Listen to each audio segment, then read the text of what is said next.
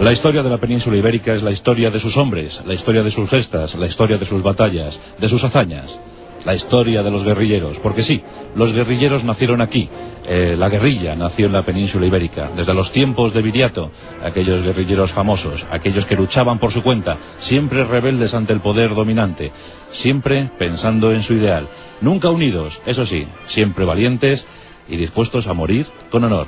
Durante más de un siglo y medio, en todo el Mediterráneo se escuchaba un grito de guerra: «Desperta, ferro». Era el lema, era el leitmotiv que movía a unas compañías de mercenarios, unas compañías de hombres aguerridos, hombres del pueblo, hombres surgidos de los Pirineos. Eran los almogávares, eran los guerrilleros aragoneses y catalanes. Era momento para la expansión máxima del reino de Aragón. La historia de los almogávares estará hoy con todos vosotros en nuestros pasajes de la historia.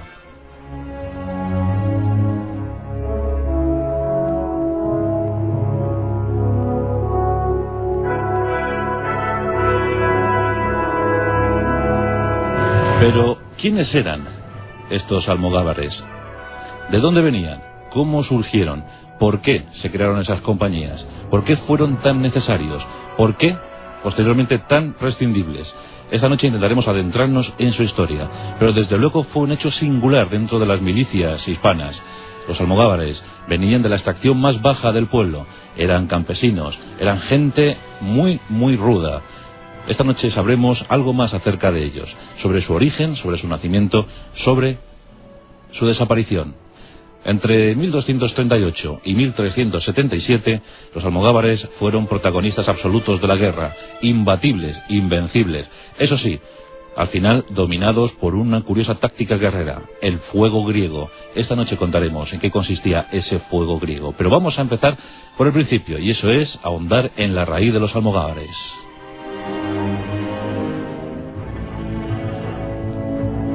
El término almogávar, sin duda alguna, viene de raíz árabe.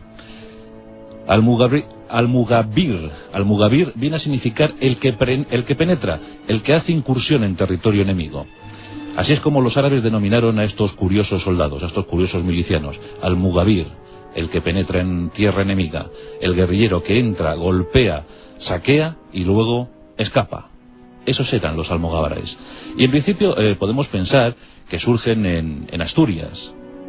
En los Astures podemos encontrar esa raíz. Esa es una de las hipótesis. Otra nos habla de los almogávares ya luchando en tierras de Castilla. La más fiable, porque ya os digo que hay oscuridad absoluta sobre el nacimiento de los almogávares, pues la más fiable nos habla de hombres surgidos en lo más intrincado de los Pirineos, en el sector aragonés y catalán. Allí surgirían los almogávares. Allí tendrían una oportunidad de guerra. Allí serían contratados con una gran soldada, un gran sueldo, mucho mejor en todo caso que labrar la tierra. Y esto fue lo que les motivó crear compañías, alquilarse como mercenarios, y fueron desde luego muy útiles en la reconquista española. Por tanto, debemos decir eso, surgidos de lo más profundo de los Pirineos aragoneses y catalanes, llegaron esos hombres, de las tierras, comiendo de ellas, se podían surtir de lo que daba el terreno, unos hierbajos, unas raíces, un ave, un animal, cualquier cosa les venía bien. Sobre su vestimenta hay también datos muy curiosos, porque casi vestían a la manera visigoda. Por eso también podemos pensar en raíces mucho más antiguas. Vestían a la manera visigoda. Tenían unas albarcas, unas pieles de animal que cubrían pues sus piernas, su cuerpo, unos cinturones muy hoscos, muy rudos, de cuero, de los que ceñían sus espadas, de los que colgaban sus espadas cortas siempre, y unos cascos tremendamente peculiares, porque eran como unas redecillas grandes de hierro que situaban en sus cabezas y que bajaban hasta la nuca, les cubrían esa parte. No era un casco a la usanza, era un signo distintivo. Los almogávares, la verdad es que siempre fieros, no muy duchos en caballería, pero desde luego implacables en infantería.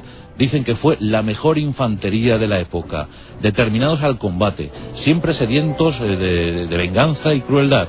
Eran indestructibles, no les importaba la muerte, de férreas convicciones religiosas, almogávares bien pagados y comiendo lo que podían, durmiendo sobre el terreno. Nada les podía parar, nada les podía vencer. Los almogávares durante casi 150 años dieron mucho que hablar, y el rey Jaime I, del que hablamos ya hace algún tiempo, Jaime I el Conquistador, supo de ellos, les quiso a su lado, eran los mercenarios ideales para iniciar la conquista del Reino de Valencia.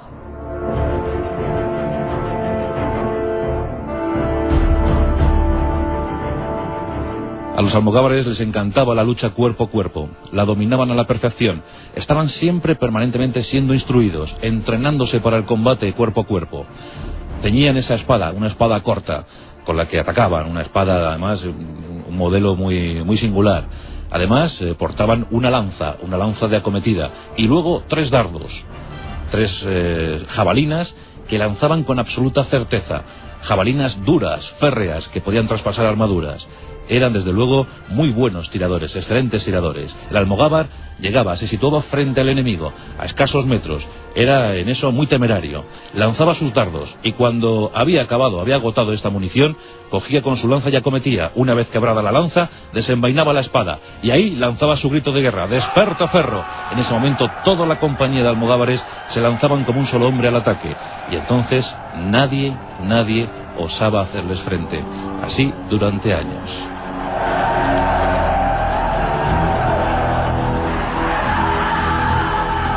Ya os digo que eran hombres muy duchos en la táctica guerrillera.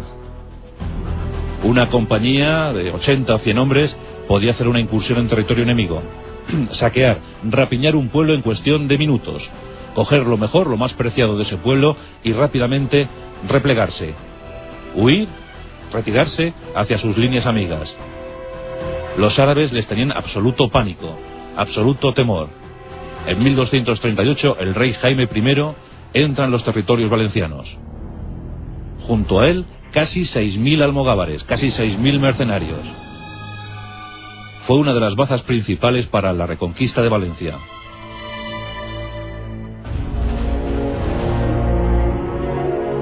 Aquellos hombres de Aragón, aquellos hombres de Cataluña, extraídos de lo más popular, extraídos de lo más bajo de la sociedad, brillaron con luz propia.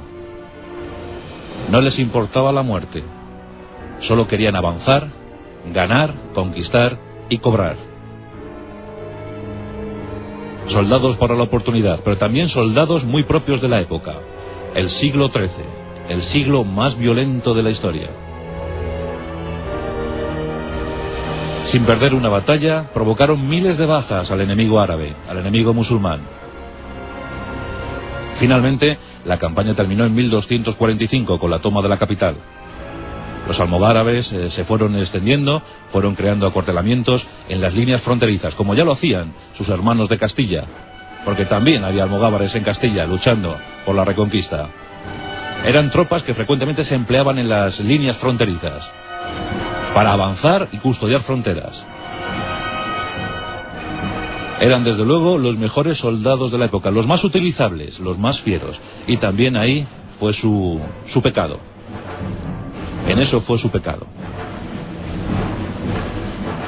En 1244 el rey Jaime firma el Tratado de Almirtra y 6.000 almogávares son instalados en Murcia. Se está preparando una gran campaña contra el reino taifa de Granada. Quieren conseguir la total unión peninsular, pero los almogávares eran demasiado violentos, demasiado belicosos. Y antes de cualquier preparativo entran en conflicto con las unidades moriscas y además incluso con las propias unidades castellanas. El propio rey Jaime tiene que intervenir. Los almogávares están ansiosos, decían entonces las crónicas, estaban sedientos de sangre. Querían combatir, querían seguir luchando, querían seguir dando sentido a su vida de guerra y honor. El propio rey Jaime, para evitarse más problemas, les envía a Tierra Santa a luchar en aquella infructuosa cruzada provocada por el propio Jaime en 1269. Una cruzada que, debido al mal tiempo, debido a las tempestades, se fue al traste, pero algunas compañías de infantería lograron llegar a Tierra Santa y allí defendieron San Juan de Acre.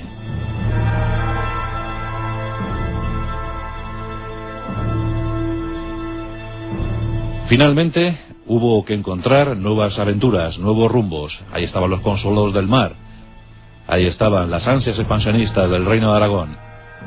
Y en Sicilia había muchísimas disputas por el territorio. Carlos de Anjou, el rey francés, quería Sicilia a toda costa.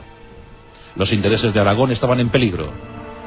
Momento propicio para echar mano de los mercenarios, para echar mano de los hombres más combativos del reino. Los almogávares, una vez más, estaban dispuestos. En decenas de galeras aragonesas surcaron el Mediterráneo y llegaron a Sicilia. Allí los sicilianos habían creado esa frase tan famosa de las vísperas sicilianas, habían acabado con toda la población francesa de la isla. De ahí viene el curioso nombre de vísperas sicilianas. Tocan a vísperas sicilianas, toca a muerte, toca a venganza. Los almogávares eran violentos pero también inteligentes, supieron canalizar perfectamente los sentimientos sicilianos y con eso provocar guerra al francés. Durante años estuvieron combatiendo crueles batallas, sanguinarias vendetas. 20 años de lucha interminable. Finalmente, en 1302 se firma la paz. Sicilia, Córcega, Cerdeña serán de dominio aragonés. La guerra se puede dar por ganada. ¿Qué pasará ahora con las compañías almogávares? ¿En qué las podemos emplear? ¿Volverá el problema a la península ibérica? ¿Qué hacemos con estos hombres tan irredentos, tan rebeldes, tan belicosos? Afortunadamente, la posibilidad aventurera surgió, pero en tierras orientales. El emperador de Bizancio, Andrónico II, tenía serios problemas. Los turcos le estaban amenazando. Los turcos habían entrado en su territorio. Estaban invadiendo ciudades y territorios del Asia Menor. Incluso amenazaban la propia Grecia, la propia Constantinopla. Era un momento muy difícil para Bizancio. Ya por entonces, en 1302, la fama de los almogávares había recorrido todas las riberas mediterráneas. Todo el mundo sabía de las hazañas. Se decía de ellos que eran soldados especializados en derribar tiranos. Que allá donde estuviera un almogávar, sin duda alguna, las posibilidades de victoria serían más que notables. Pero necesitaban un jefe, necesitaban un líder. Y como siempre, la historia les concedió ese deseo. Aquí nos encontramos al gran aventurero, al gran navegante Roger de Flor. Un hombre peculiar, de este que dan los siglos de vez en cuando. Es difícil precisar dónde nació Roger de Flor. Unos dirán que en 1262 en Cataluña. Otros dirán, los más, que nació en la ciudad italiana de Brindisi y que su padre, Ricardo Blume, era halconero del emperador Federico II. Esta hipótesis yo creo que es la más certera. Entonces tendríamos el nacimiento en 1267.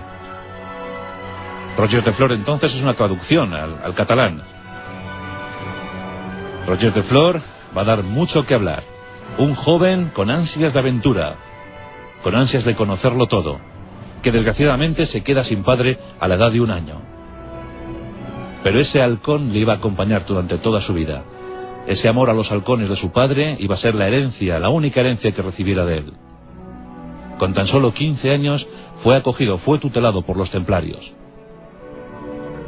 Un viejo templario se fijó en el joven, un joven apuesto, un joven aguerrido, un joven brillante. En muy poco tiempo, Roger de Flor prosperó en la orden de los templarios, los monjes guerreros, con sus emblemas blancos y bermejos. Roger de Flor fue feliz. Fue su auténtica familia. Allí creció. Y allí consiguió ser sargento de la orden templaria. Y un oficial sargento era mucho decir para la poca edad que tenía Roger de Flor. Durante años estuvo instruyendo. Y pronto le llegó la oportunidad, el capítulo para seguir avanzando, para seguir prosperando como persona, como templario. En San Juan de Acre la situación era muy complicada. Los cristianos estaban siendo cercados, había que desalojar la zona, había que huir, había que abandonar, había que renunciar definitivamente a Tierra Santa. Año de 1291. Roger de Flor tiene 24 años y tiene una potente nave, la mejor nave templaria, la mejor nave que los templarios tenían. Y curiosamente el nombre de esa nave era el Halcón. Roger de Flor, joven capitán de una nave llamada el Halcón, se acerca a San Juan de Acre, año de 1291. Los musulmanes están asolando la región. Los pocos cristianos están pidiendo desesperadamente que alguien les ayude, que alguien les saque de ahí. Y Roger de Flor, con otras galeras, llega a la zona y empieza, como si fuera Dunkerque, a desalojar cristianos de la zona. A desalojar cristianos con sus familias y con su patrimonio. Y aquí llega el auténtico problema para Roger de Flor, porque yo os he dicho que era ambicioso en todos los sentidos. Quería notoriedad, quería honor, pero también buscaba patrimonio y riqueza. Una leyenda negra se ceba sobre el joven. Cuando devuelve a los cristianos a Europa, empiezan a comentar que Roger de Flor no ha devuelto todos los tesoros, todo el patrimonio que había cogido en San Juan de Acre. Empiezan a decir que Roger de Flor había robado, que se había apropiado indebidamente de ese patrimonio. Es sometido a un juicio sumarísimo y es desposeído de sus atributos templarios, expulsado de la orden. La duda es demasiado grande. Está desolado, con tan solo 24 años y fuera de su gran familia, fuera de los templarios. Él siempre guardó la vocación, él siempre guardó aquel ímpetu, aquel carisma, aquella personalidad que le dieron los templarios. Lo guardaría siempre. Nunca fue vengativo, nunca se quiso vengar de ellos. Mientras tanto, nuestros almogávares siguen combatiendo en Sicilia. Durante años, Roger de Flor va caminando por las repúblicas italianas, Génova, Venecia. Nadie le quiere, se pone a servicio de quien le quiera pagar, pero su fama negra es demasiado grande. Finalmente, en ese año de 1302, surge la oportunidad de ir a Bizancio. Hay que luchar contra el turco, en definitiva, hay que luchar contra el infiel. Y los almogávares le nombran gran capitán, le nombran jefe de aquellas compañías de mercenarios. Los desposeídos, los irreductibles, los desheredados, nombran al gran desheredado Roger de Flor como su jefe. Todos van a tener una nueva oportunidad, todos van a redimirse a tierras orientales. Con 39 galeras y una fuerza estimada entre los 3.000 y 4.000 hombres, los almogávares van rumbo a Constantinopla.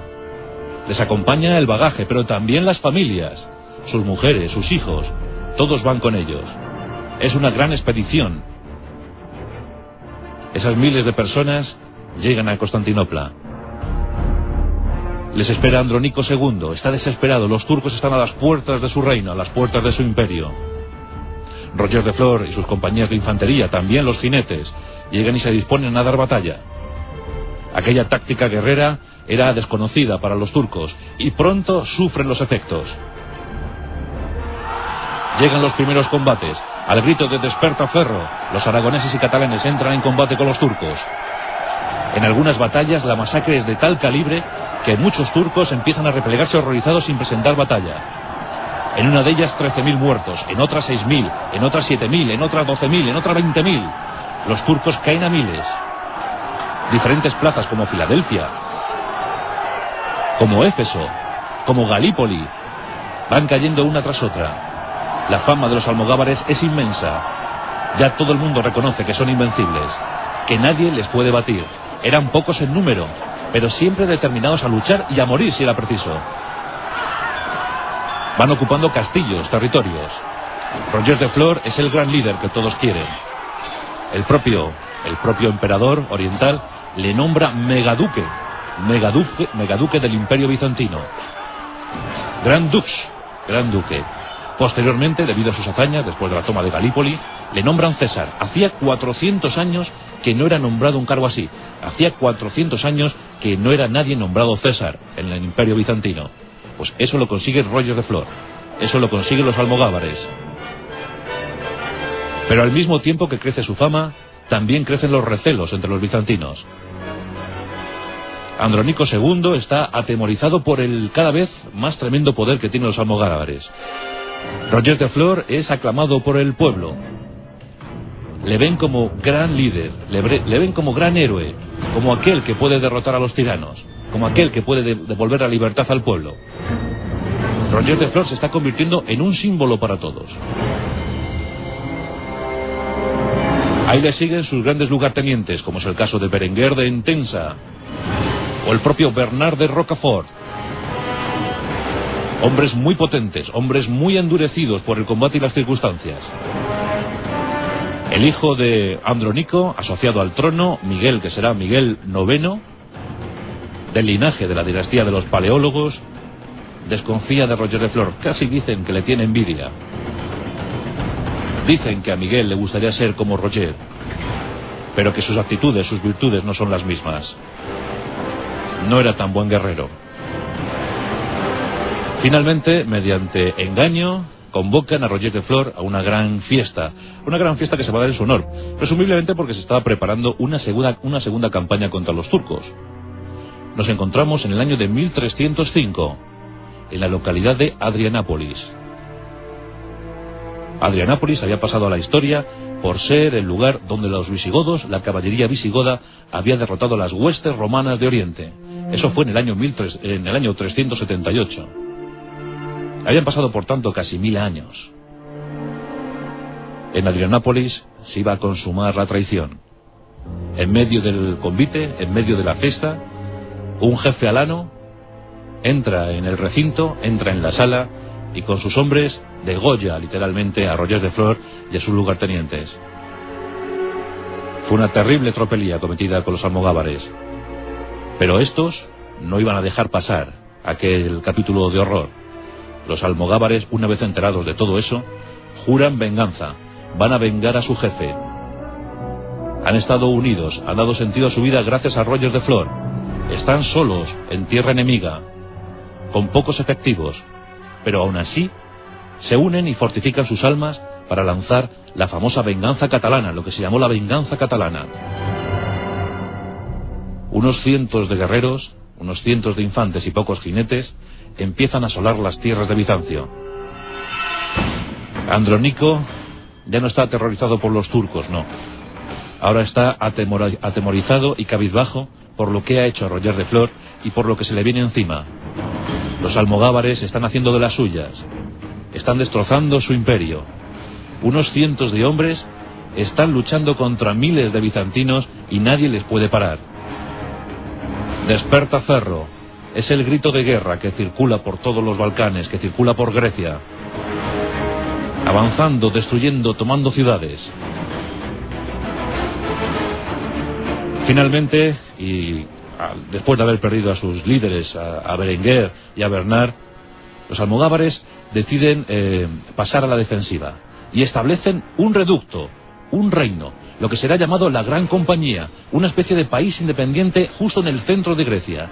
Allí se establecen con sus familias y lo cierto es que nadie osó atacarles. Nadie quería saber nada, nadie quería luchar contra los almogávares. Les dejaron estar, les dejaron vivir entre 1311 y 1325.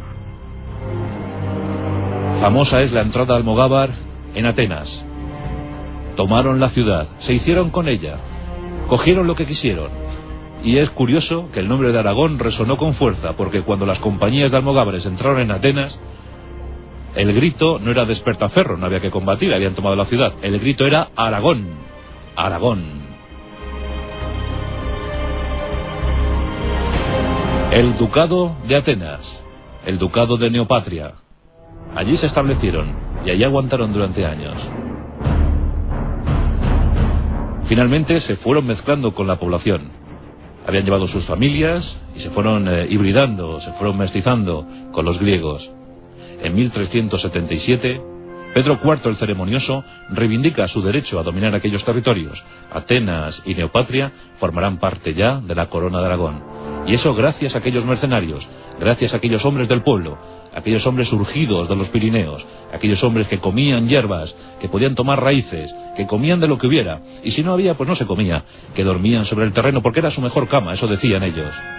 Con esas vestimentas peculiares, albarcas, pieles y aquel casco tan peculiar, aquella red tan peculiar en su cabeza, su espada corta, su lanza y sus saetas, sus dardos. ¿Cómo se pudo reducir a los almogávares? Pues en este periodo del siglo XIV, los griegos inventaron un sistema. Los bizantinos inventaron un sistema. Y eso hizo mucho daño a los almogávares. Ellos eran imparables, nunca retrocedían ante el adversario. Pero algo les llamó mucho la atención. Algo les dominó de una manera extrema. Y es que los bizantinos habían inventado el fuego griego. Vamos a explicar la situación. ¿Cómo era el fuego griego? Imaginemos la compañía, diferentes compañías de almogávares. Imaginemos pues unos 1500, 1600 hombres formados y avanzando hacia el enemigo. Los griegos esperando pacientemente. Habían descubierto algo llamado nafta.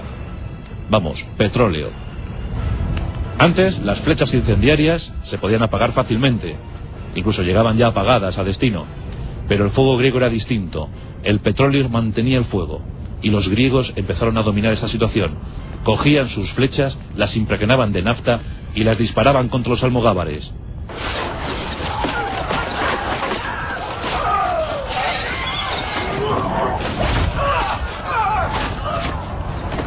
Aquella milicia sufrió enormemente el fuego griego. Los cuerpos ardían.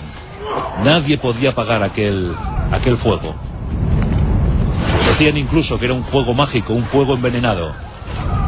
¿Cómo es posible que no se pudiera apagar esa flecha? Los cuerpos de los amigos iban cayendo, muertos, quemados. Ese fue el castigo sufrido por los almogávares durante muchos años. Aún así, no les pudieron vencer. Miles de almogávares quedaron tendidos para siempre en los campos de Oriente.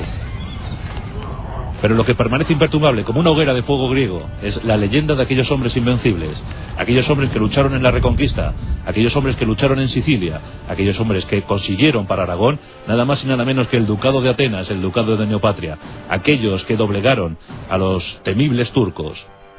Antes de la Armada Invencible hubo otra escuadra, la de los almogávares, y un líder tremendo, un líder virtuoso, un líder esplendoroso, del que luego los poetas catalanes se encargaron de ensalzar su figura, Roger de Flor, el gran líder, el gran capitán de los almogávares, los desposeídos, los desheredados, los que sirvieron con fervor, los que sirvieron con distinción al reino de Aragón, los que procuraron para este reino su máxima grandeza, su máxima expansión por el Mediterráneo.